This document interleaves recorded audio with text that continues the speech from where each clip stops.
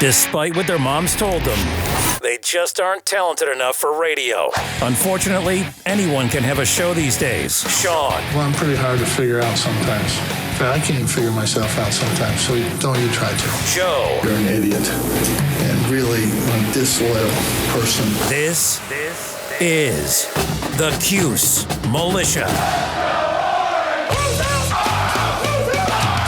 Now, those two unapologetically biased, orange-blooded homers, Sean and Joe. It's the most bullshit thing I've seen in 30 years. Welcome, orange men and ladies. Happy Wednesday. This is the Cuse Militia with Sean and Joe. At Cuse Militia on the socials. Go there, join the militia. Thanks for tuning and hanging out with us. We appreciate all of you. Syracuse goes over 500 in ACC play with a 73-64 win over Boston College. Their fourth win in a row. You'll hear from us, and we'll hear from you in fan feedback. And the Hokie himself, Giovanni Heater, will join us to talk Virginia Tech, as Syracuse will tip off against them this Saturday at 6 in Blacksburg. So Virginia Tech hosting the Orange. We'll let you know what we think after Gio tells us what he thinks.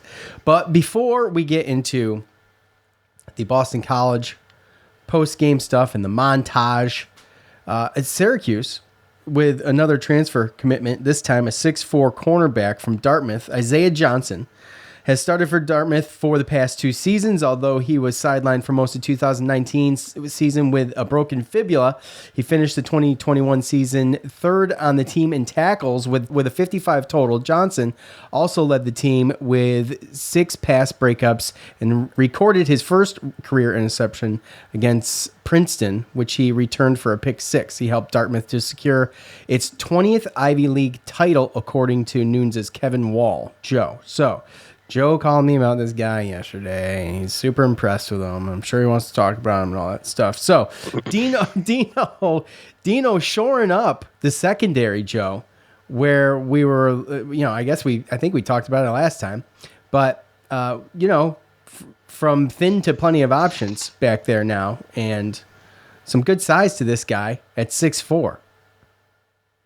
Yeah, he's definitely got some good size. And again, you hear Dartmouth, right? And you're like, oh, Ivy League, right? In football. But this kid, obviously, you could tell that he was obviously under-recruited. You go and you watch his tape. I mean, he jumps out. He just jumps out. You can just tell that that he's better than everyone, most people on the field. And 6'3", 6'4" at that size as a corner, that's a pretty big corner. But he seems to cover some good ground. And, I know that it's tough because, again, you say, that it's a highlight tape, so it's full of highlights and doesn't show bad plays. And obviously he's got... Shows technique, though, right? Yeah.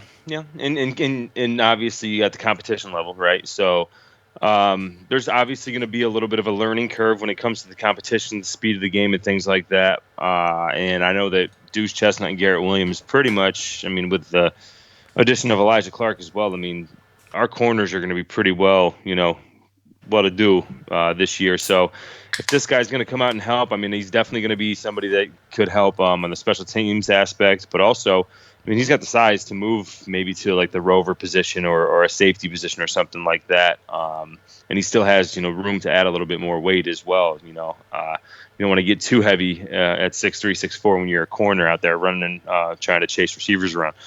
So this guy's definitely going to be interesting, but everything that I saw on the tape, I'm interested and very happy. He's definitely a good pickup, better pickup than any type of guy we could have got pre-signing day at that point. So 2 years left, right?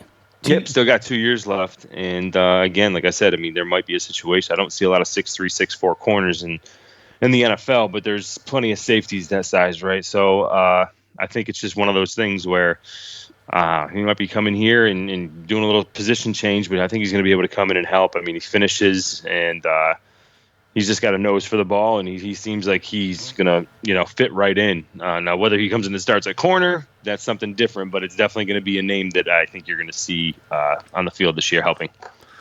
Well, it is going to be exciting heading into the spring game, by the way. It's going to be televised, I believe. I saw. Yep. Okay. It's going to be televised for the first time in a few years here, and good for us because we can't go to the game, Right. Otherwise, I usually would go to the game. So we got a lot of early guys enrolling and stuff like that. He'll be there. So yeah, that'll be. So my point is building up to football season. Everybody was looking ahead at football season here, like, I don't know, 4 games ago. Mm-hmm. With college basketball seemed to be in the trash can. But look at Syracuse coming back to win their 4th game in a row. Not coming back, but you know what I'm saying. Right. To go on this 4-game win streak was exactly what the doctor ordered for Syracuse. And, Boston College, Boston College not that great. Okay, let's just be honest, right? But on the road, by the way, Cuse fans showed up. We'll get into all that. But first, let's hear from Sports Drink. Before we do the montage, let's do this, okay? The montage in this show is going to be brought to us today by Sports Drink. It is your digital water cooler. Sports Drink is a newly created internet community that tries to find the intersection of sports and not sports. They're here to help us grow and hate your favorite team. A rising tide lifts all boats. So go check them out online or on social. Go to sportsdrink.org or open up Instagram and type in Sports Drink. That's SPRTSDRNK, like Sports Drink without the vowels. And they have some written content, but they've got plenty of podcasts, NCAA, MLB, NFL. There's a skate podcast, a very wildly popular skate podcast, which is, if that's your thing, that's your thing. And it's on there. So go check them out. It's at Sports Drink without the vowels. Okay, so let's listen to what Coach had to say after the win against Boston College. This was due, Jesse, they were physical with him, and he's just, wasn't ready for it. These last 3 games, he's had a dunk day, dunk fest. People are just doubling, leaving him roll down, and he's dunking it. Well, they didn't do that tonight. They were physical with him, and he couldn't get to the basket. And he got frustrated, 2 bad fouls, ran over somebody, and then ran up somebody's back, and then didn't take the baseline away and gave up a 3rd foul there. But I thought Frank did a good job in there, hanging in there, battling. I thought our defense was good. They missed, but part of the missing was that we were pretty much on them. We wanted to make Galloway uncomfortable, and we did. I thought offensively we had it going, and we just, Buddy just, had some great looks that he makes, and he just didn't make them tonight. But Cole has been really good shooting the lights out. I think Jimmy and Joe were really good. Well, threes are important to us. There's no question. We need to shoot at a high level from the three-point line, especially if Jesse's not getting anything. I thought Jimmy got inside and got a couple good buckets and, just missed a couple. But, we don't have another threat inside, really. I thought Cy was good. I wanted to get him back in there. He had a really good first half. And I was going to take Joe out, and then Joe hit 2 threes. So, I was like, okay, I think we're going to stick with you for a little bit longer. Coach, it feels like one of the biggest things this team has lacked in some of the games this season, not being able to pull away, is a true finisher that you've had in the past. But Joe kind of stepped up tonight, hit that corner fadeaway 3. Well, I think we have a lot of finishers. That's not true. We have a lot of guys that can finish. Buddy can finish, has finished. I think Cole can. I think Joe can. I don't think that's an issue.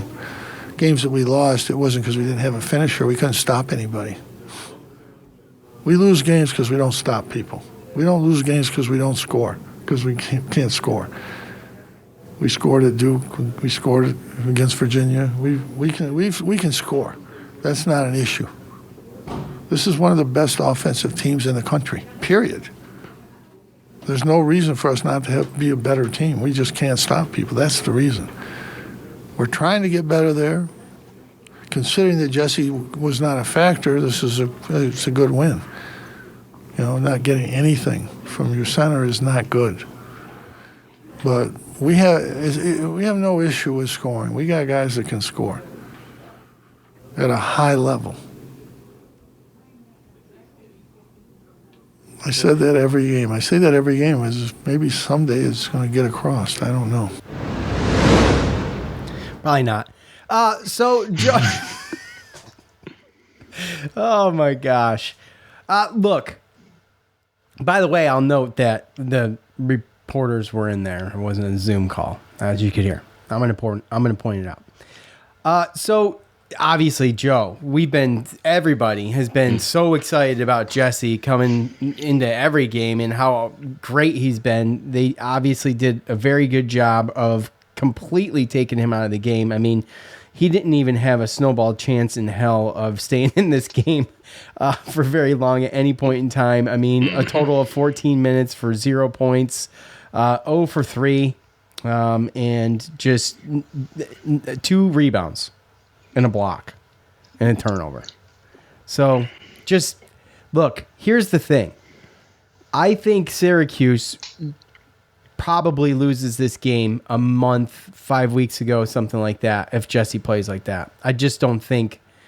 I think that this team with Cole, especially Joe with his consistency lately coming together, we don't win it without that happening, with Jesse playing like that. They totally took away the inside when that was it. And like Coach said, we don't have another guy that can go inside really. I mean, you see Joe try sometimes.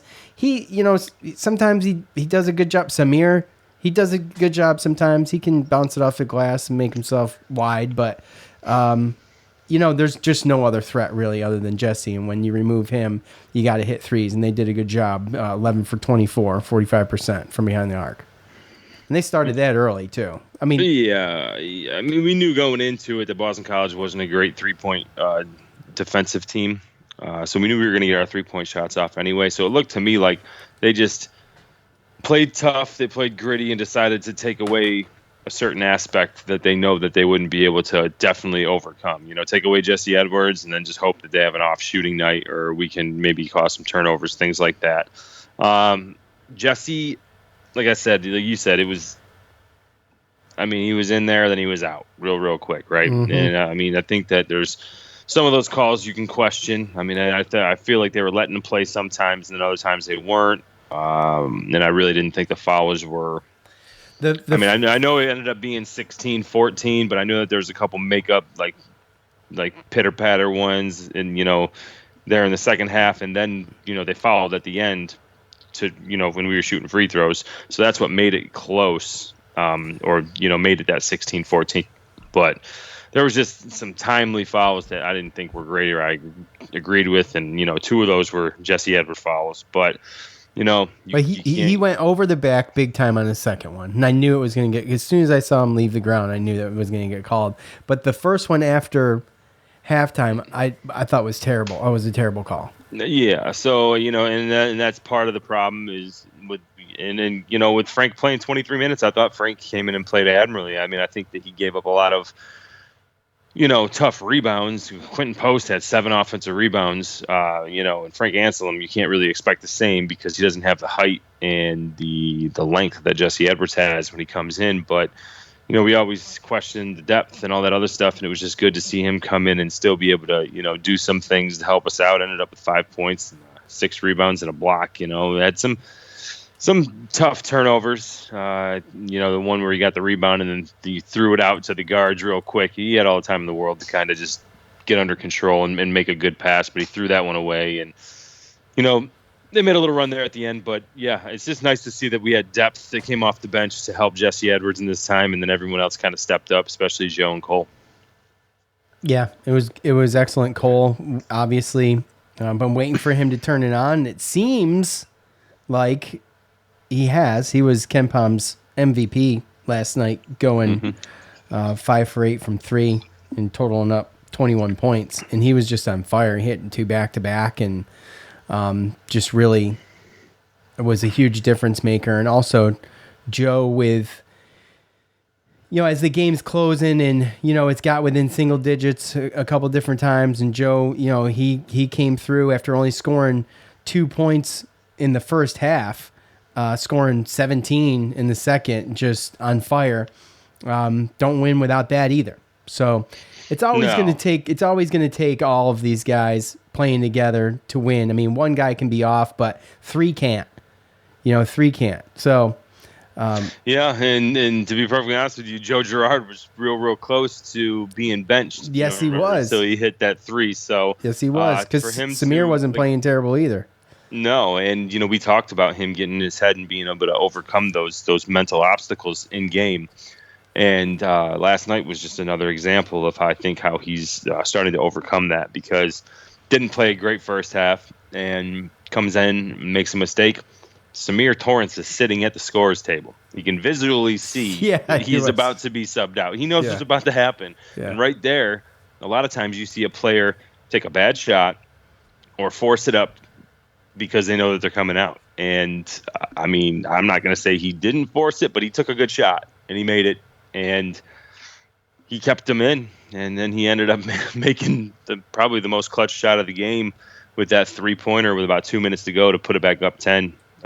This is a game that, as much as we felt like we had control in double digits, it wasn't big double digits, and it was one of those things where you were just waiting for either team to go on a run to either make it a game or make it a blowout. And they came in with 2 minutes to go, 2.5 minutes to go. They got it to within 7, and it's a one miss, and then they hit a 3. You're talking about a completely different game. But Joe hit that 3 with 2 minutes to go, and then they missed, and then from there, it was the free throw game, and then we hit our free throws.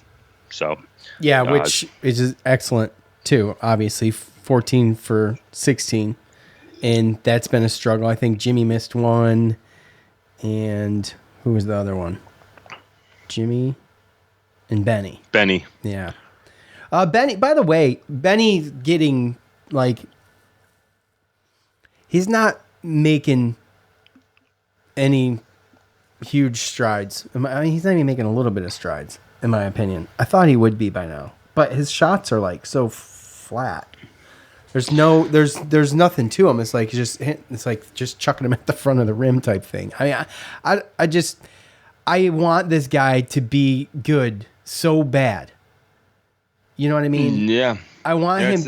When was the last time he scored from the floor? Well, and I think he's going to be. I don't know. It's been a long time, dude. It's been games. I know. Months.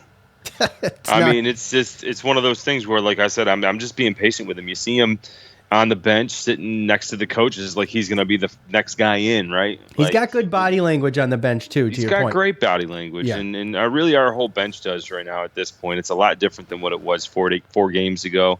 I think Samir is huge on the bench. The energy that he brings when he comes into the game and when he's on the bench, I think is humongous. And, Benny is still going to give him.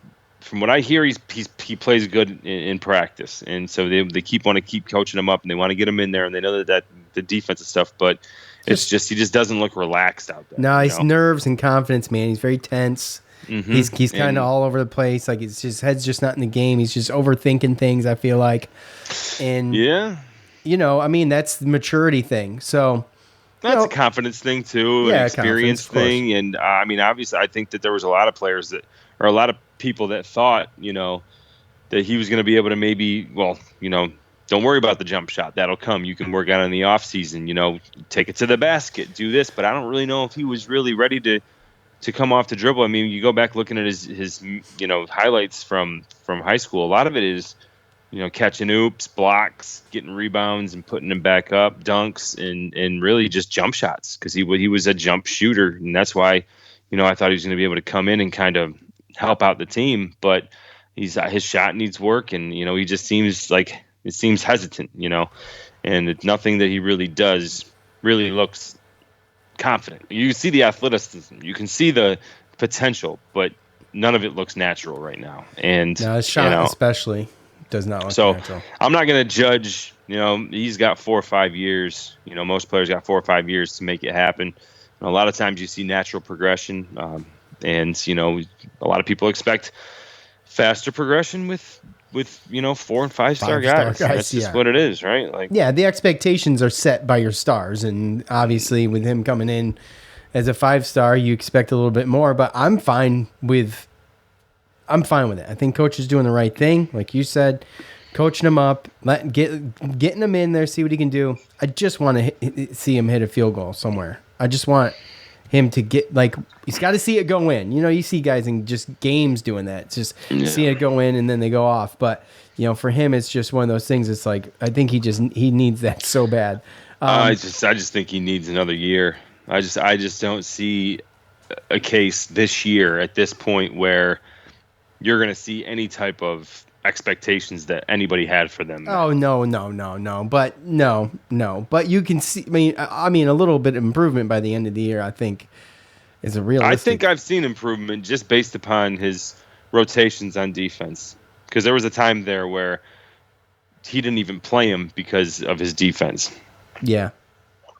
He's not expecting offense from him when he goes in there. Yeah.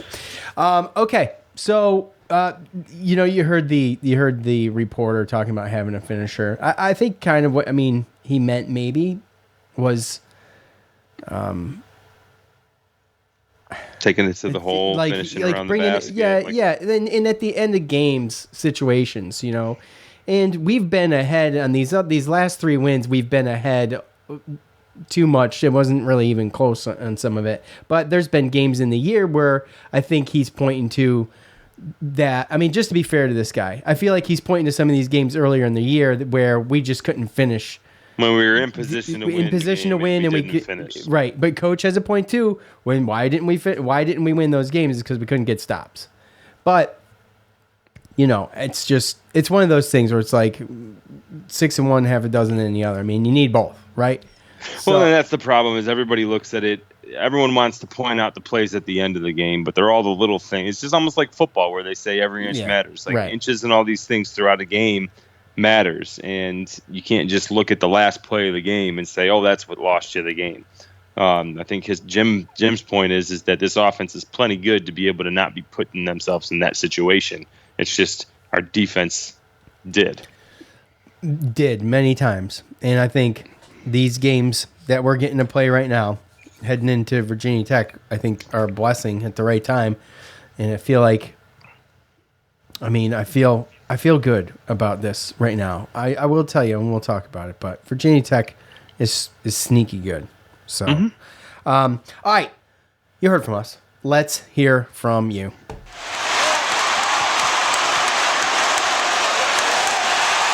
It's time to hear from you, the loudmouths from the Loud House. All right, you guys know what to do at the end of every game. I ask for your thoughts on the game. You leave them. I read some of them. I read them all, okay? I do. All right. And then I'll pick some randomly. I'll pick some, and we'll talk about them here, okay? Look, I was just looking ahead here. Okay. I was just looking at the schedule. Okay. Well, still, because Notre Dame's still to be determined on the time. Yeah. It's okay. It's fine. It's got a date. It's a Saturday, right? No, it's a Wednesday. It's going to be 9 o'clock. Watch. At Mahirio _10. My birthday in Cuse got the dub. Can't argue with it. Hats off to Gerard, Swider. Those dudes played great. Happy birthday, Mahir. We appreciate you. Always participating in fan feedback. And been a listener for quite a while now. And we appreciate you, buddy. Yes, sir. Happy birthday, bud. Also, another one. I don't know if we've ever gotten these in fan comments. We got another one.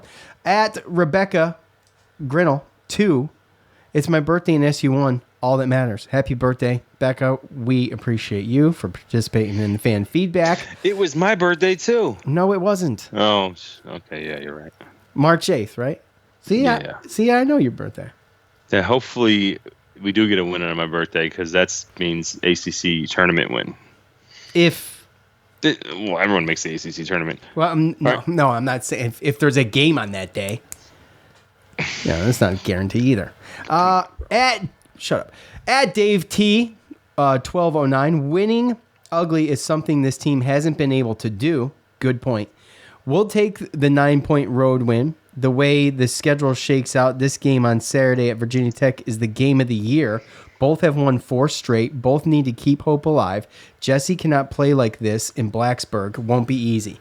I love this comment because he brings up something that I wasn't even thinking about, and probably Joe was, because he's just he's just so smart. He thinks of everything, but he never said it, and I never heard him say it. So, yes, this is the game. This is a very, I don't know if it could be the game of the year. It could be a very exciting game, but this is a very important game for both of these teams. Like, as he said, both of them on a 4-game win streak, but not only that, to try to keep this alive for each one, and it would be a really, really good win for Syracuse. Quad one win, yes. So it would be huge, and it's a realistic quad one win too, by the way. And where are we sitting with our quadrant wins, Joe? I have them right here. Quad 1, Syracuse, 0-5. Quad 2, 4-1, really good. Quad 3, 5-5, not good at all. Quad 4, 4-0. Okay, so I don't like the 5-5, and I don't like the 0-5. So got to bag a quad 1 win, and I believe that Virginia Tech will stay up there, but we'll see. We'll talk to save it for Gio. But I love that comment. It's a good comment. A lot of that's true, and Jesse does obviously have to play better than that. Oh, yeah. Right. For sure. Let's see. At Oil Cuse, our buddy Captain Patrick. Swider good. Jesse had a rough one. Benny needs to put some air under his shots. Buddy good. Joe pretty good. Right? Joe pretty good. The refs were pretty freaking bad. The refs were bad. I don't know. I just hate when I'm confused about what's going on when the refs blowing whistles. That's all. Like, if I expect it, I'm okay with it. It's just, it seemed inconsistent, right? I mean, my thing is that when I see a call, it's like, okay, well, if that's how we're going to do it both ways. Right. But that's not how we did it. Love Captain Patrick. At Garrett 962452210. Is that automated? Is that an automated handle? Holy cow! Is that a damn phone number? I don't call it. No. I talk a lot of shit about Joe, but he's been balling out lately. It looks like he's seeing the court better. He's been a big reason why we've won 4 straight. Nice job, Joe. Yeah. I mean, he's got it together. Buddy has been, Buddy last night had like a quiet 14 points. I mean, he wasn't like great because he went 2 for 9 from 3. Why. Huh? That's why it was quiet, because he missed so many shots. Yeah, I know he went 2 for 9 from 3, and it didn't look great, but a quiet 14 points. But he's always right there, and you don't, we do worry about our guys when they're not scoring. But Joe was in that slump. Swider's been in a slump like all year. And these guys are starting to feel it now. You're worried about Joe, like you said, Joe, and worried about him getting in his own head, and he didn't. He overcame that. That's huge. Yep. And it's right at the right time in the season doing that. So that's awesome. At DFin01, really thought Jesse was hurting the team when he was out there. Nervous to pick up his next foul. They played much better with Frank in this game. Another good game from Joe and Cole. The refs were horribly inconsistent. Yes. So, yeah, I mean, they just had Jesse's number last night. You could see, right, when he picked up his first 2 and he went to the bench, he was done. And that second one I'm sorry, Joe. The second one he picked up was a terrible over the back, and it just threw him off his game. I didn't score a single point.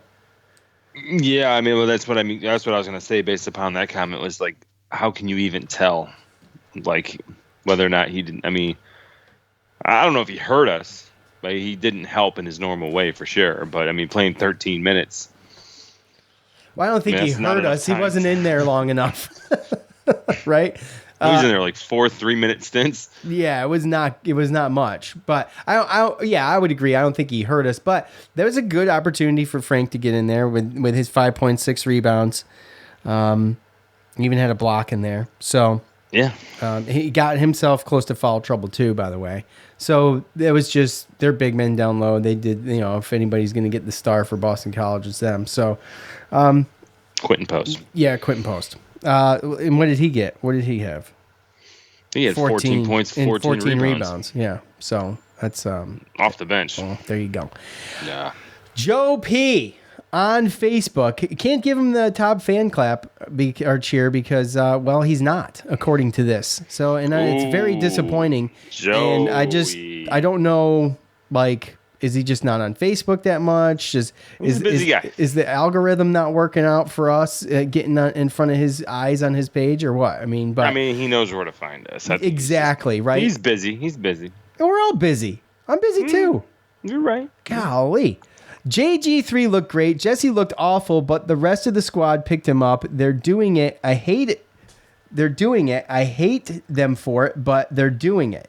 Making me believe again. Gonna hurt when it all falls apart. Well, that's very true. I mean, hey, look. That's very true. That's kind of what we talked about last time, right? Yeah. They're sucking us in, and Joe, you still can't fall for it, Joe. You just got to set your expectations. One of those things where expect the worst, and when it doesn't happen, or if it doesn't happen, then we're all better for it. Yeah, that's about all I got for you, because then I think they're sucking everybody back in. They're sucking everybody in, and you look at you've got the pessimists out there still talking about the quality of teams we're playing and things like that. But that's all they can say now, though. Right. You're not hearing the, I hope that nobody shows up and we lose. You're not hearing the season's over, so let's just play Benny 30 minutes and get him ready for next year. We don't get draft picks if we continue to lose. It's not like no, it's not. We can't tank and help. Tanking doesn't help in college. Right, exactly. David, another game of playing down to the opponent. The refs took our centers out early and wouldn't let them get in a rhythm with quick whistles. But if there was a game to come out poor, this was the one. On to the next. I mean, I would agree with if there's a game to like they shot like the beginning of the game. I don't know when you saw it, but it came on for me when Frank was taking a foul shot, right? And it was 4-1. Yeah, but Jesse was already out, and it's like, Jesse had what's going on? Yeah, Jesse had already fouled enough to be sitting on the bench, right? I was like, I hope he's not hurt. I don't know what happened. Yeah, so from there on, I didn't see the beginning, but from there on, it was poor shooting. It was some not great offense, but the refs. You remember that jump ball with Buddy? Oh God! What the hell was that?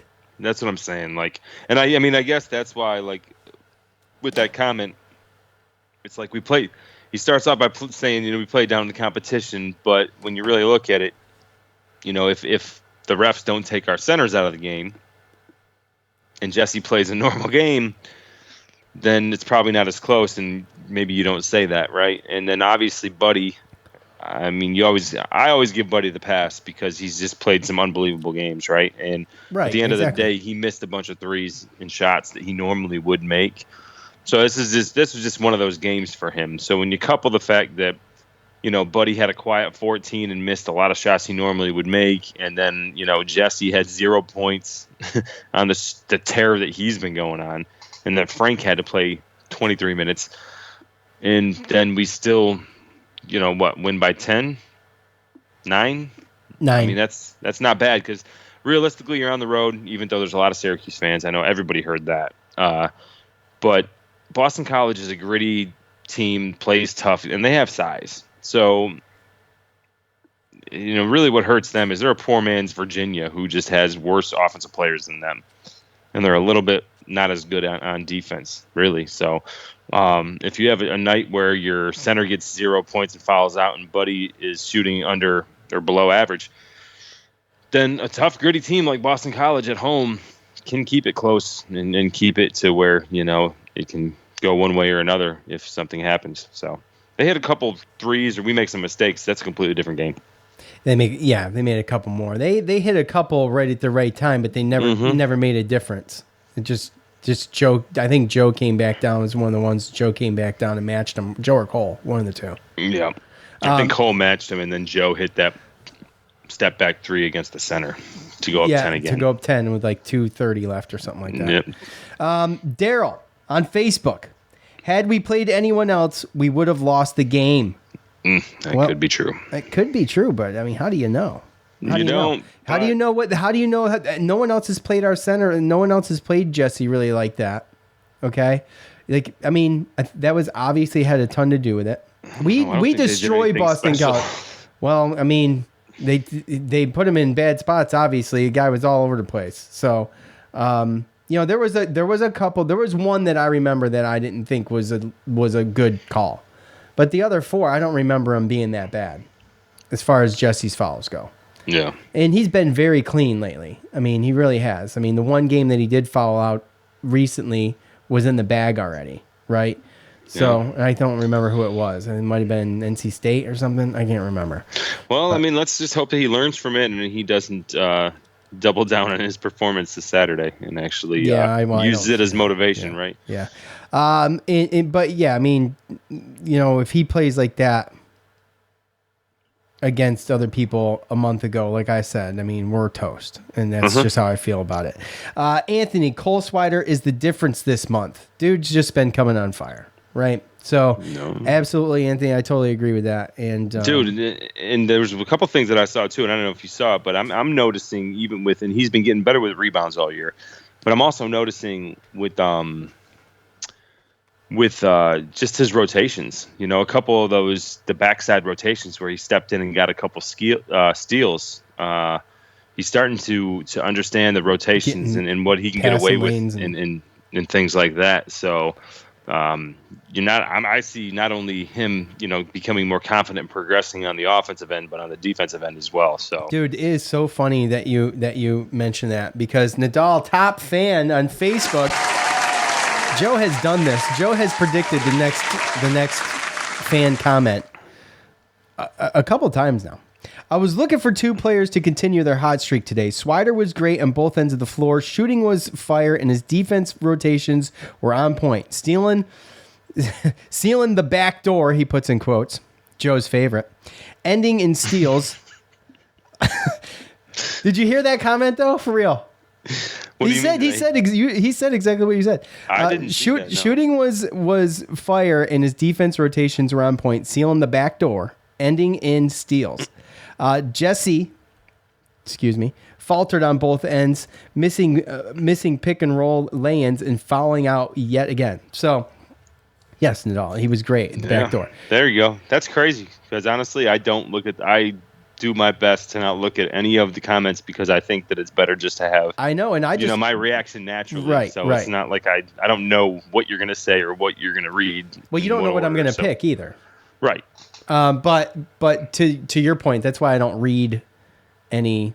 Not that I'm like giving you guys like the greatest hot takes over here, but that's why I don't read. Well, that's why I don't read anything, though. I'm a pedestrian guy, I just like to watch college sports, and I love my Syracuse orange. That's it. So, but yeah, I thought that was funny. That's funny. That is going to do it for us in fan feedback. You guys know what to do at the end of every game. Get there, give your thoughts. Sometimes it's really, really nice to have a lot of thoughts, and sometimes it's not. Like this game, there was a lot of really good ones from other people that we just didn't have time to do today. So forgive me. I do try to spread the love when I'm picking, but there's certain guys who get on here quite a bit because they're saying the things that I think are relevant, and especially if they hit on something during the presser or something that we need to talk about, or something that we talked about, right? Right. Yeah, because exactly. I mean, like Joe P. I mean, he's brought on the head. I mean, love the guy. I know him personally, so I'm not just saying it because I know him, but it's more or less like. He was going to say, I love him. He loves you, Joe. He's going to say, I'm not just saying that because I love him. We're family, so. But, no, he hit the nail on the head. I mean, when you read that, it kind of was like, yep, that's kind of how I felt last week. And they're doing it again. And I feel like that's probably what a lot of fans are feeling. So, all right, let's see if we can get Gio on. All right, as promised, the man, the myth, the Hokie, Giovanni Heater is joining us now. Gio, how are you doing, buddy? I'm doing good. Okay. I'm doing good. How are you guys doing? Thanks for having me on. Yeah, man, of course. It's Virginia Tech weekend, so we got to have you on. Now look, you got to travel to UNC to call a game, did you not? Yeah, a couple weeks ago, Virginia Tech went down to Chapel Hill.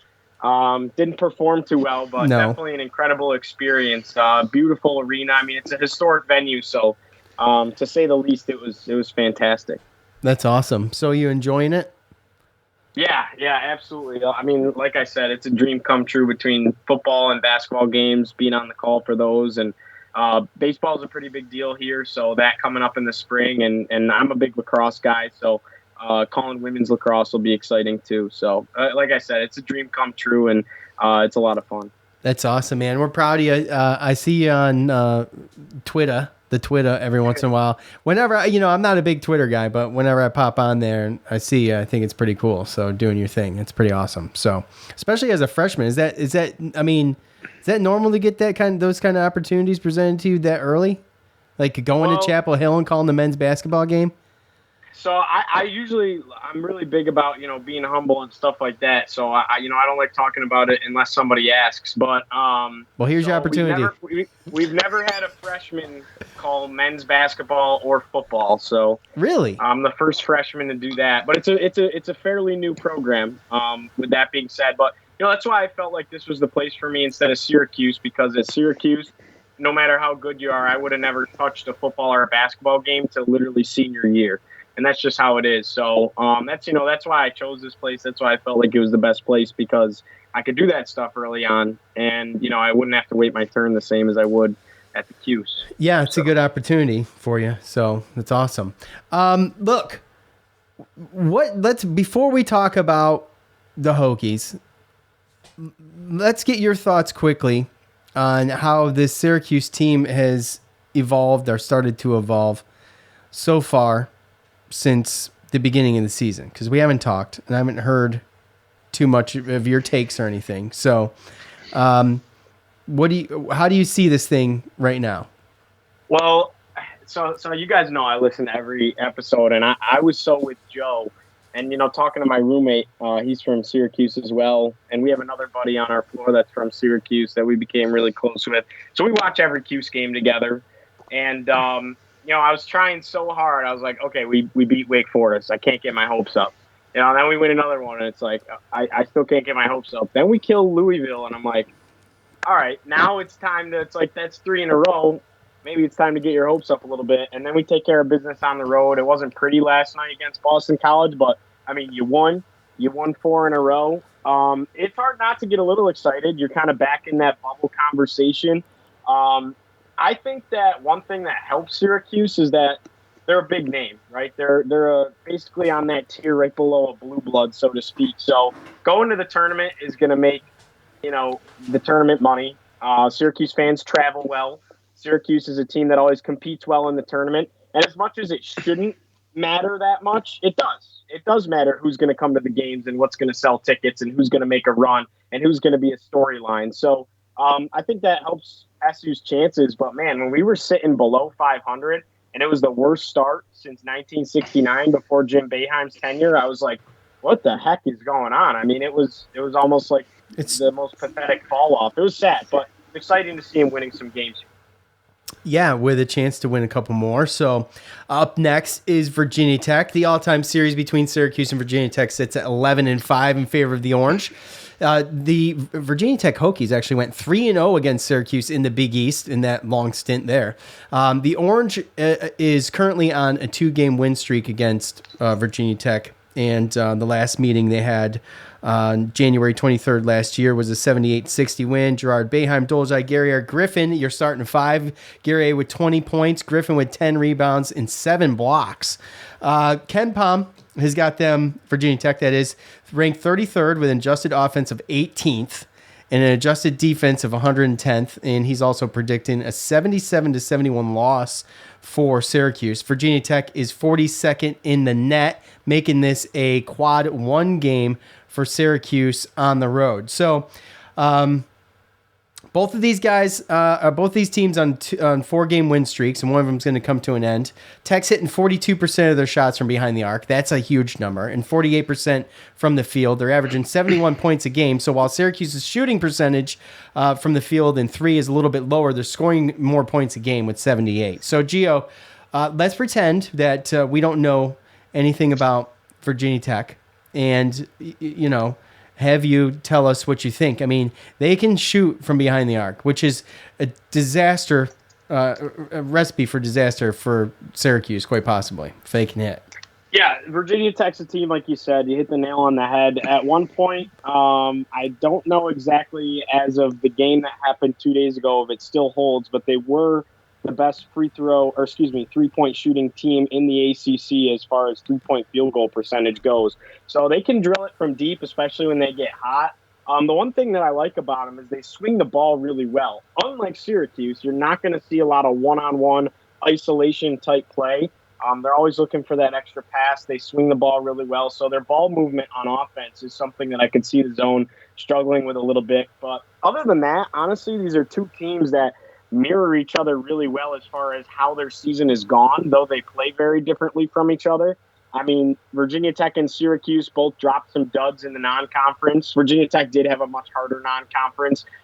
They played Memphis.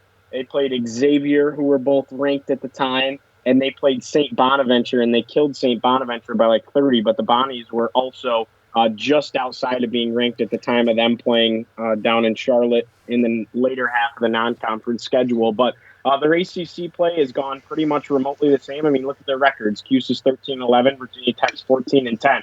Tech started 0-4 in the ACC, so it was pretty abysmal for a minute there. Every game's been competitive, but they've let some, get away from them. They're a good team, but they're a very small team. They're going to struggle with anybody that's bigger than them. The one thing that I think holds Virginia Tech to a little bit of an advantage is Syracuse is one of the only teams they'll play all year that is not bigger than them, besides really Jesse Edwards. And Keve Aluma's a guy on the inside, though he's shorter. He's a 6'9", 6'10" center. He still is one of the best players in the ACC. He was a first-team All-ACC preseason kind of player. So, they're very similar to Syracuse in how their season has gone, and I think that adds so much more hype into Saturday's game than should be really, because this is the way I kind of think about it. Whoever wins Saturday makes the NCAA tournament, and whoever loses doesn't make the tournament. So, Well, we were talking earlier in the show actually about how we had a fan comment that said this could be the game of the year for both of these teams. Mm-hmm. And to your point, I mean, I think it's an important game for both of these teams, obviously, with both of them in the situation they're in, very similar teams. But yeah, I would agree, Joe. What do you think? Well, I would argue the non-conference schedule. I do think that Syracuse had a little bit more difficult non-conference schedule in there than Virginia Tech. The only difference I see is that Virginia Tech didn't have bad losses like we had, and I think that's the only difference. We beat Georgetown, Colgate, and we're talking a different story right now. And that's really the only difference that I see between these two teams. I know that, again, very, very similar, minus, the one X factor I think is going to be Jesse Edwards. And then obviously what both teams can do as far as stopping the opposition's 3-point shooters, because, Couture can get hot, Aline can get hot. And their transfer, it's fifth-year senior transfer from Wofford, Storm Murphy, is a guy that can score too. So I definitely worry about their scoring because, I mean, our defense is just really, really not that great. I know we are getting a little bit better, but I do like the chances that we have as far as maybe having some mismatches with some of the guys on the floor based upon the 3-guard lineup that they run out there. So. It's definitely going to be interesting, and I think the key to what Gio was saying was that is Aluma going to be able to make baskets and be crafty around the rim with Edwards in there? Is he going to be able to stay out of foul trouble, or is he going to get Edwards in foul trouble? And I think, I know last year Aluma didn't do great against us in the 2-3 zone, and I'm sure he's licking his chops waiting to get back at it. But I know Jesse Edwards is, probably he's on the top of, the list of, probably the other than maybe Sebron from NC State as far as the most improved player in the ACC. So it's going to be interesting, but I think that's really going to be the big thing with Saturday's game. Because if Jesse Edwards is in foul trouble, then I think we're in big trouble. Oh, huge trouble. And that's in the playbook. Mm-hmm. Hey, Gio, what is because we bought tickets to Blacksburg for the football game from whatever site you gave me, which is a school site, I believe, or something, right, Gio? I think so. Yeah. Yeah. So. So my wife gets all the emails and she wasn't real sure because, she would love to go back down. We loved that trip, by the way, and had a great time there. And she wasn't real sure about the COVID rules inside the Coliseum. So what are they? Do you have any idea? So actually, Virginia just got a new governor, and a lot of things just changed. So it was really free going in to the season, and all you had to do was wear a mask, and they don't adhere to it really at all. Like the student section, not a single person has a mask on for the most part. And then they tightened up a little bit when we got back from Christmas break, just because they were trying to stop, some kind of mass spread.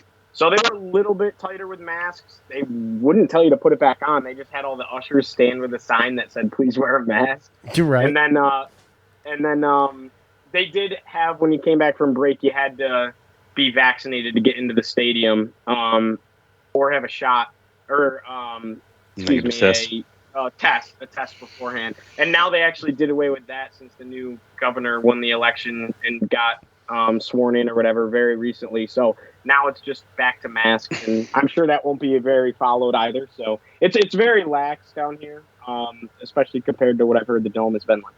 Oh well, the Dome's horrible, but from Blacksburg to Virginia Beach is, you see people with masks, but it's not. There's no signs up, or it hasn't been for months here. I'm sure it's probably the same with you, Joe, right? No, I'll trade governors. Yeah, all right. You wouldn't have wanted, but whatever. So that's good. So basically, a mask to get in, then take it off, right, Giovanni? Is that what you're telling me? That's pretty much what everybody does. Right. Yeah. Okay. Well, I could deal with that. So I don't know. I might be my wife really wants to go, and I was like, well, I don't know. I started shuffling through her emails. I saw some of the rules, and I'm like, but these were older emails, and I'm like, well, I don't know. This could have changed. So that's why I was Are you trying to say you're going to the basketball game? I was thinking about it, bro. You should come because so I'll say this. Obviously, football is the thing here. Which was great. That was a great game. They've gotten pretty excited about basketball because of how they were supposed to be good. They're supposed to be a top 5 in the ACC team coming in preseason. So there was hype early on, and then we, kind of fell off. But now that the wheels are turning again, they're really amping the heck out of this game because of how much it means. They've won 4 in a row, and then Syracuse has won 4 in a row. And plus, there's a little bit added sentiment that a lot of Syracuse fans probably don't know about, but this is kind of a little bit of a rivalry for Tech. Because when Syracuse, and this is what I've been told from, adults that love Tech basketball and whatnot, when Syracuse and Tech were in the Big East for that 3-year stint, like you mentioned, Jim Boeheim refused to come play at Castle Coliseum. He said it was like a joke of an atmosphere. If we're playing Virginia Tech, they have to come to the Dome. So Syracuse had never played at Virginia Tech until they had to when we joined the ACC. And even then, they played at the Dome the first couple of times, and then they had to come here. And so it's a very recent history that they've even played here. And, Syracuse is a big trademark name in basketball, and they hate Jim Boeheim here because of how, he's quoted in some press release or whatever a long time ago saying that he refuses to go play at Virginia Tech. So the game's pretty much sold. You can still get tickets, but as far as the university sales and student tickets, it's sold out. Place is going to be packed. Student section is going to be rocking. So it'll be a packed stadium, and it only seats 9,000, but it gets really loud in there. It's a concrete building, and it's definitely going to be rocking. It should be an exciting atmosphere. I'll be there, so it should be a fun one. You're not calling the game or anything? I'm not calling this one. I'm calling UVA is coming to town next week, and North Carolina is coming next week. And those are really big games. And I wanted to call those ones because UVA is the rivalry. So yeah, it's probably almost better for you to be chilling out in the crowd during this one, right? Oh, you'll like it, though. I'll be sitting in the student section decked out head to toe in Cuse gear. So. Okay, they accept there we you. Go. So we know who you're rooting for, as if it was ever a question. here's the thing. I want whoever has a better chance of making the NCAA tournament to win because I want to watch at least one of these teams play. So the tournament's just depressing without it. So I guess whatever wins going to make it. Syracuse has a way harder schedule coming up, which makes me a little scared. But yeah, I got to go with it. Did I ever show you guys my new tattoo? No, you got tatted. This kid. Says family. It says family in my grandmother's handwriting. Syracuse and then skyline? It's the Syracuse skyline, and there's the dome right there. Oh, my word. This guy. I love the Cuse, always. Oh, my gosh. Gio breaking out the ink. Golly, I love that. No turning back now. I love that. I know, right? I knew that. That's really cool. Hey, man, hats off to you. Gio going buck wild out there in college. Crazy. Look, using the hold on, Gio, you using the koozies, right? You still rocking the Cuse Militia koozies, right? I pass out the Cuse Militia koozies when we break out the Dr. Pepper on the weekend. Nice. What were you going to say, Joe? All my buddies on the floor, everyone's got a Cuse Militia koozie. That's sick. I love that. What were you going to say, Joe? I was just going to bring up another player that I thought might be a problem. That's all. We haven't brought up Justin Mutz is the type of player that could definitely give us problems too. Because he's going to be the guy that's going to be doing all the dirty stuff, dirty work around the rim, rebounding, and he's just an active player. So, on top of the three guards they have in Aluma, who pretty much everybody knows, Justin Mutz, he's right there as far as somebody that can definitely affect the game as well. So, that's another guy to look out for as well. So, a lot of it's going to come down to three. What's up? Oh, sorry. Go ahead, Joe. I just said a lot of it is going to be who shoots 3-pointers better. As far as what I'm concerned, is if the rebounds are close, turnovers are close, all that stuff is close. But yeah, between the 3-point shooting and the centers and whether Jesse can stay out of foul trouble. So, Joe, one thing that kind of drives Virginia Tech fans nuts is from an outside perspective, he's good, great transfer, but kind of how Syracuse fans, they just have some players, and a lot of the times it happens to be Gerard, which it was pretty cool to see Boeheim defend him in the most recent press conference that he had. When Donna DeToda asked that question, but they don't love Storm Murphy, and honestly, I think that Sean Padula adds a lot more off the bench. He can shoot, but he facilitates so much better than Storm, and Storm's improved a bit, but watch out for Padula. They went from Storm playing the whole game to now they split minutes and play pretty much 20 apiece. So, and that's one thing that I noticed when I was looking at the box score as well, is that Padula is starting to get a little bit more minutes, along with Maddox. And help me out, David Nagesson. David. Okay. David. Silent N. Yeah, we've never been good with the names. So, even those guys coming off the bench, I've seen that they pretty much. At least to what I'm looking at box scores, they have 3 solid guys off the bench to give them a little bit of depth that Syracuse doesn't have. That could also pose problems. Mutz owns rebounds, assists, steals, and blocks for the Hokies. Yeah. Yeah, he's fun. He brings the energy, man. Too. He's just a fun player to watch. Couture is the one who can light it up, and I've seen him light it up. He ripped off 27 last week at Florida State.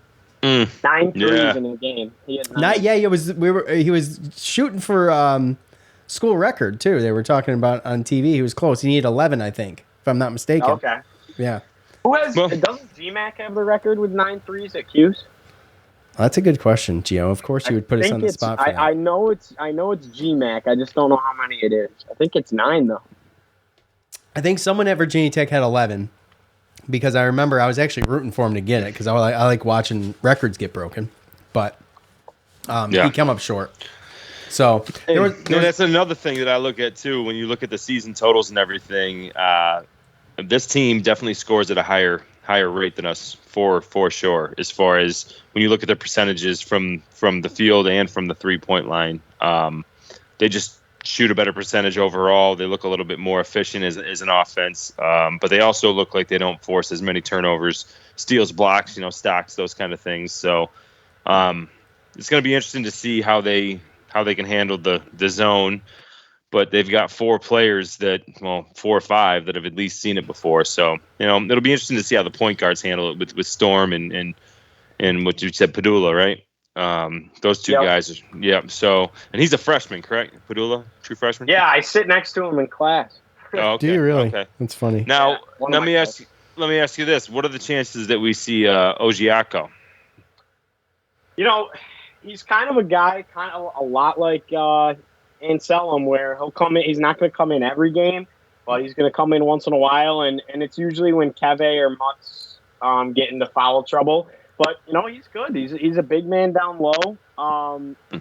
He's bulkier, which I like. I've said so many times on your guys' show.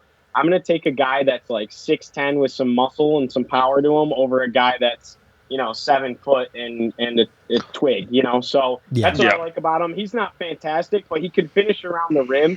But Keve's a freak, man. He can shoot the ball too, but on the inside, I don't know how he does it. Sometimes you just wow, the guy that he's going against just can't stop him. No matter how tightly you think you have him defended, he just backs you down a little bit, and he just does that little turn and hook shot, and it goes every time. So he's good. And then that's the thing that I was looking at too, because I know that, again, in the past he hasn't proven. I mean, it's one of those things where he has to figure it out against the zone. He can do it the man-to-man. And we've seen plenty of teams because of our height that, because I know you said we're not a huge team, right? Because Jesse Edwards, 7 foot, he's got the wingspan, but he's not the heaviest guy. But we do got, Boeheim and Swider with 6'8", Buddy Boeheim, 6'6", is the shooting guard. So I do look at teams like Virginia Tech when they have their starting lineups like this with, you're talking about Storm's 6 foot on a good day. And then you're talking Aline and Couture 6'3" on a good day, 6'4". So, I mean, I can see a situation where one of those guys is going to have to guard a Cole or a Jimmy, right? And then one of those guys is going to have to guard a Buddy. So this is another situation where teams like this, sometimes we get the good matchups because of our height advantage and the fact that we can shoot over them. And that's kind of the one thing that I'm going to be looking at too, because we have seen teams like this that start out with 3 guards and they end up putting in bigger guys like a Gesson or Ojiako to kind of offset that. So it'll be interesting to see how they sub and how they change the rotation as it goes. But I don't know. I was just asking you that because I see that he plays some games, but he's got some size. So just didn't know if we were going to be able to see him or not. I don't know enough about Virginia Tech and the rotations, but I just know that a lot of times when we play against teams that got, usually start 3 guards, a lot of times the rotation changes and they end up putting in some bench guys that are a little bit taller. Yeah, he's not a guy that's going to give Syracuse fits by any means, especially the way Jesse's been playing. Like you said, though, I mean, if they get Jesse into foul trouble, it changes the entire ballgame. So. Yep. All right, hey, can you stay for picks? Joe, can you do that? Yeah, let's do it. Okay, all right, let's do this. All right, Joe snuck ahead. So 6-5-1 for Joe to 5-6. How close is I? Was I close? No. No, okay. Neither one of us were close. Well, I think I'm 1-0. I think I picked Syracuse football to beat Tech. Did we ever talk after that game? I don't know. I mean, we texted. I haven't been on, though. Yeah. Well, I won't bore everybody. I had a blast. It was great. There's nothing like traveling that far and being kind of the underdog. Or not kind of, but being the underdog and coming out in a game like that on top and getting to walk with your chest puffed out. Yeah, it was absolutely. It was the best game they played all year too, and I was there, so it was awesome. All right, so Joe, you're up. I was up. I hit it up first last time. It's your turn. I think this is going to be a great game. You should probably go. If you can. I mean, I know. I know that. I know Gio's Sean, going to be we'll there. connect this time, especially because I'm not calling it. If you come, we'll definitely connect this time. Okay. And again, I think, to Gio's point, I'm not cheering for Virginia Tech. I don't got any skin in that game, but I see where he comes from as far as being able to see one of these teams make the tournament. Yeah, absolutely. And I still think it's one of those things where I still think both teams can, because I think Virginia Tech's set up a little bit better with their numbers and their. They don't have the bad losses that Syracuse does. So I still think that there's a chance that both of them could still squeak it out. So I don't think that necessarily both of them or the loser of this game is out. But I'm gonna have to stay my orange blood because they're playing good. I'm gonna go. He got sucked in. Look, Syracuse 77 and Virginia Tech 75. Oh, that's hilarious. Okay. Why is that hilarious? Because I already have my score written down. And so I'm going to tell you how I came up with mine. I'm really worried about this game. And I as Gio mentioned, he got me progressively more worried as time went on because, he started mentioning the crowd and how amped everybody is. And I know how these fans are. They have great tradition. They have great students. And not that we don't, but I mean, you're talking about Castle Coliseum, 9,000 people. They'll pack that. You'll see Enter Sandman again too. Do they do that at basketball games too? So they do it. I will say it's not as good as football. Yeah, come on. Especially when the place is packed, they do it. This is what I think is cool.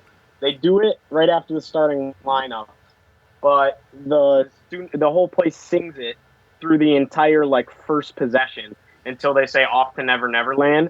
So they don't purposefully lose the tip off, but if the opposing team has the tip off, especially, I mean, it's awesome. The whole first possession, they're singing "Enter Sandman." Oh, that's pretty cool. So it's pretty cool. That is pretty cool. Yeah. But it's easy to get rattled in these situations, and thankfully, Syracuse they got beat by 20, but they played Duke, so they got a taste of some of this stuff. But I'm worried about that. So what I decided to do with my pick here today is just choose the average points each team scores per game. And so I got Cuse winning this thing 78-71 because I don't know. I don't have a good feeling about this game, and I just want to be wrong. I don't think Syracuse. I think Syracuse can win this game. I just do think it would be tough, and it would be a nail biter for sure at the very, very least. But if Couture goes off and has a hell of a day, I mean it's gonna be difficult for Syracuse to hang with him sometimes. Just the way he plays sometimes, I think it's gonna be difficult. So 78-71 Cuse. But I like it. What you got, Gio? Man, this is tough. Just because this really is such a coin flip kind of a game. And that puts fandom aside. I'm trying to look at this from an outside lens. I'm gonna go just to spice it up a little bit so that we're not either all right or all wrong. I guess I'll go Virginia Tech, and the reason being is because they can shoot the ball really well. And that's literally how you're supposed to beat the 2-3 zone, is to be able to shoot those threes. Yeah. Mm-hmm. And Syracuse defense also hasn't been fantastic. Exactly. And when I'm looking at the matchup down low, Keve Aluma is better than Jesse Edwards. Jesse Edwards has gotten hot as of late, but Keve Aluma is consistently really, really good. And Tech rebounds the ball pretty well as well down the stretch of the last 4 games. So I'm going to go Tech. I'm going to say really close. This thing's a last-second kind of a shot-type game, which they don't fend well in those because Miami hit a half quarter to beat us in Castle just a couple weeks ago. But I'm gonna go my Tech. gosh, yes, that was crazy. I'll go 75-73, and like I said, it comes down to a shot. Wow. Shot or free throws or something. One possession game. 75-73 Tech. They get their mojo back and they hit a 3 to win it or something. Wow, those are some crazy picks. They're crazy close, and not that I just think that we're all on the same page with that. I mean, obviously, I kind of backed out, to be honest. Not gonna lie, too. I think there's a great chance of overtime on Saturday. That's true. It's a possibility. That's also true. I also kind of I really want Cuse to win, but if Tech wins, that means the school I go to is if they go to the NCAA tournament, I'm sure there will be a little bit of juice here in Blacksburg. Mm-hmm. I'm sure we're going to send people. Not that I probably wouldn't get to go because I'm a freshman, but it still would be really cool to, in some form, cover the NCAA tournament. So in that sense, I don't go to Syracuse. I go to Virginia Tech, so that would be nice. Joe T in the green room says, "Where is Sidibe? Where is Sidibe? See more John Bold than Sidibe. Yeah, I mean, he's on the bench. Yeah, he's on the bench. He is." I will say this too: you can tell what's a basketball school and what's not because they have a banner here that they dropped for last year's NCAA tournament appearance, and I was like, "Wow, they dropped a banner for the NCAA tournament appearance where they lost in round 1 to Florida. I was like, Syracuse only does banners for Final Fours and Sweet 16s. So yeah, we made the tournament. Yeah, seriously. I was like, it's not that hard. Not gonna lie to you though, Gio. I hope, I almost hope for you that Virginia Tech makes the tournament all 4 years that you're there. Yeah, just to be able to give you that, But look, you got to think about it this way though. If there is a year, like to your point that you just said, you're a freshman. They're not going to send you to a tournament. So if there is a year that they don't make it, this year might not be, bad for the year for them. Yeah, that would be. Still got 3 more years. Yeah, you got plenty of time, unless you're just one of those whiz brainchilds gonna graduate early on everybody. No, it's definitely gonna take 4. It's definitely gonna take 4. might take 4.5. No, 4 will be good. Well, Gio, thanks for coming and hanging out. I love to have. Let's make this tradition. Let's do it It's gonna only be basketball though from here on out, won't it? For quite a while. True. Yeah. Yeah. I don't know if we play Virginia Tech. You'll graduate before we play Virginia Tech again. But even then, I'll still come on. I'll be 40. Yeah. There you go. There you guys go. will be doing this in your wheelchairs. Well, like I was telling you, man, it's getting progressively harder to get here and do this. But once I'm here, that's it. That's all I want to do. It's just life is just crazy for both of us right now, and we grind it out and we get here. We are go until this show. This is my first time sitting down all day is doing this show, and I'm probably the same for Joe if he decided to go to work today. I did go to work today. The option slowly. The option of working from home is going away slowly. So. Okay, all right. Well, I gotta say, as a listener, I definitely appreciate it because you guys always, like I said, I put you on walking around campus every time one comes out, and it puts a smile on my face. Although I will say, I went on a stint for probably like a week or 2. I was just so pissed that we were losing so much. I was like, I love these guys, but I'm not. Oh, hey, we knew. No. Wait, hold on a second. I know. I see the downloads. I said, Joe, they got to start winning. We're losing everybody. No one's listening anymore. Nobody wants to listen. Well, that's what we were saying, right? Some of those were our better shows, though. But no one wants to listen when you lose and when you have the worst, I just feel like in 50, 70 years, whatever. We do losses differently, though. I feel like. We do, but even we got there where we were like, it's getting a lot more difficult to get here and talk about this. Well, you just feel like a broken record. It's a broken record is what it was for about a month there. Yeah, you just got to mock stuff. You got to find things to make fun of to keep Every game sounded the same. Every loss It was the same problem every game. So same problems, same comments. Yeah, the comments. That's what kills me. But Gio, we appreciate you, buddy. We appreciate everybody. We appreciate Joe T and Anthony D in the green room, hanging tight, and we appreciate that. We appreciate everybody. It's been a tough season for Syracuse basketball, but like we said in the beginning of the show, and you'll hear it on download, football season, man, is a real bright spot. I feel like going into the spring. It's going to be for both or of us, the fall. hopefully. Excuse me. Well, the spring technically, but it's going to be good. I think it's going to be good. Yeah, well, Sean can barely keep up with our stuff, so he definitely doesn't know what's going on with Virginia Tech. That's for sure. Oh, not right now. No. No. I get better as time goes on, but I mean, it's tough. It's tough. We were gonna start doing ACC updates. Remember, Joe? And it's like it was just so much going on with Syracuse. It's like I don't have time for ACC updates. I just don't. I don't have time to watch all the games. I don't have time to read everything unless it's your job. You just can't do it. You can't keep up with it. It's like a full-time job for you guys on the side. If we were to do that, we have this down now. So it takes about an hour of prep for me. Joe just watches the game. He doesn't have to do anything. I'm the one that puts together all the audio and everything. But it takes about an hour of prep, maybe a little bit more. But I mean, we got it down where it's easy. The problem is just we got some games coming up there. It's gonna be every other day, right? And it's difficult like that. But it's fun. It's a grind. It's a grind. And then, we deal with the overlap at the end of football season and in the start of basketball season. The grind is basketball, and you can deal with it when they're winning. That's the problem. Yeah. That was the problem. It's a grind. It's fun, though. Right, football, they only play once a week. It's definitely got to be. It's definitely easier. It's more regimented. We got days. You're going to hear a show Sunday, on Sunday Tuesday. and Tuesday. Yep. So, and that's our schedule. It's been our schedule for a couple years now. So, we got to make our schedules weekly with basketball. Yeah, we just know where there's a game we got to get there the next day, and we figure it out. We always do, but I don't mean it's you guys easy. are the best. Well, we appreciate that, Gio. You're the best. Gio, you're the best, bud. Yeah, come on. All right, come on. Yeah, Keep it up. Stay in touch. Don't be a stranger, kid. All right. Hey, we always text.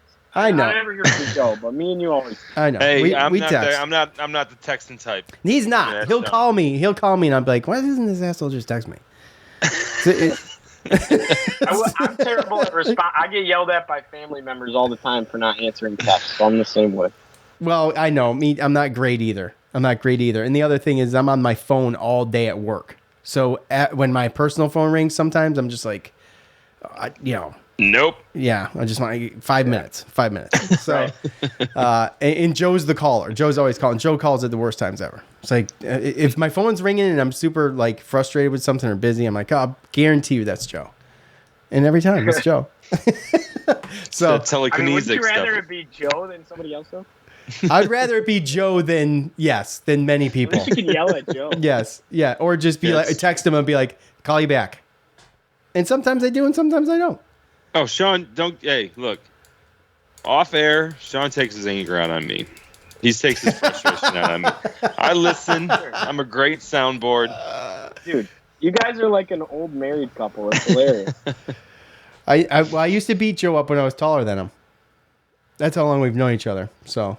Yep. True statement. I definitely feel like Joe could beat you up now, Sean. I don't know if he could beat me up, but he's taller than me. Okay? He's definitely taller than me.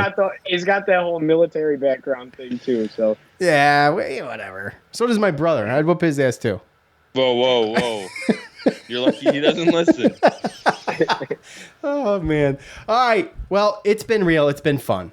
Gio, we appreciate you. Don't be a stranger.